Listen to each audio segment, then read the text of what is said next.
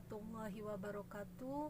Perkenalkan, nama saya Yeti Sukmawati dari kelas NR4 Prodi PG PAUD dengan NIM 18620700012. Kali ini saya akan membuat video untuk memenuhi tugas UTS mata kuliah evaluasi pembelajaran anak usia dini dengan mengambil tema teknik evaluasi portofolio dengan dosen pengampu Bapak Chandra Apriansa SPD MPD. Yuk kita simak videonya, let's go. Apa itu portofolio? Portofolio merupakan terjemahan dari bahasa Inggris portfolios, yang berarti kumpulan berkas atau arsip yang disimpan dalam kemasan yang berbentuk jilid atau file khusus. Portofolio dapat diartikan juga sebagai kumpulan hasil evidence atau hasil belajar dari karya peserta didik yang menunjukkan usaha perkembangan prestasi belajar peserta didik dari waktu ke waktu dan dari satu mata pelajaran ke pelajaran yang lainnya menurut Sumarna Supranata Muhammad Hatta tahun 2004.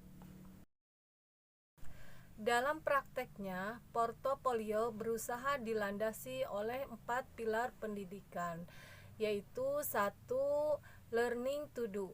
Peserta didik diberdayakan agar mau dan mampu memperkaya pengalaman belajar dengan meningkatkan interaksi dengan lingkungan fisik, sosial, dan budaya.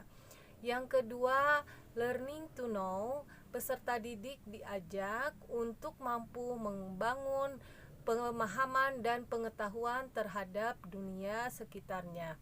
Yang ketiga, learning to be. Peserta didik difasilitasi untuk mampu membangun pengetahuan dan kepercayaan dirinya. Yang keempat adalah learning to live together.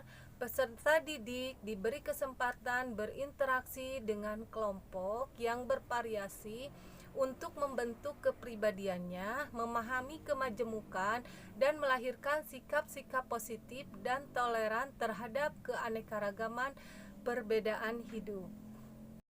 Tujuan portofolio ditetapkan berdasarkan apa yang harus dikerjakan dan siapa yang menggunakan jenis portofolio. Dalam penilaian di kelas, portofolio dapat digunakan untuk mencapai beberapa tujuan, di antaranya yaitu 1. Menghargai perkembangan yang dialami siswa.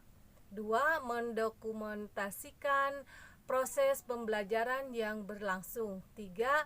Memberi perhatian pada prestasi kerja siswa yang terbaik.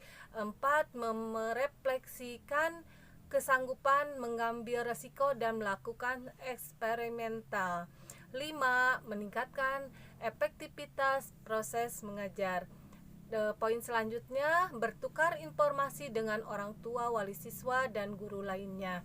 Dan membina, mempercepat pertumbuhan konsep diri positif pada siswa, meningkatkan kemampuan melakukan refleksi diri, membantu siswa dalam merumuskan tujuan. Fungsi portofolio untuk mengetahui perkembangan pengetahuan siswa. Portofolio memberikan bahan tindak lanjut dari suatu pekerjaan yang telah dilakukan siswa, sehingga guru dan siswa berkesempatan untuk mengembangkan kemampuannya. Portofolio juga dapat berfungsi sebagai alat untuk melihat perkembangan tanggung jawab siswa dalam belajar, perluasan dimensi belajar, pemahaman kembali proses belajar mengajar, penekanan pada pengembangan pandangan siswa dalam belajar. Menilai portofolio. Untuk menilai portofolio, kita harus lebih dulu tersedia rubrik atau pedoman terperinci dalam penilaian. Adapun beberapa hal yang sangat penting dalam pengamatan dan penilaian portofolio adalah sebagai berikut. Guru harus membedakan antara penilaian portofolio secara individu dan kelompok.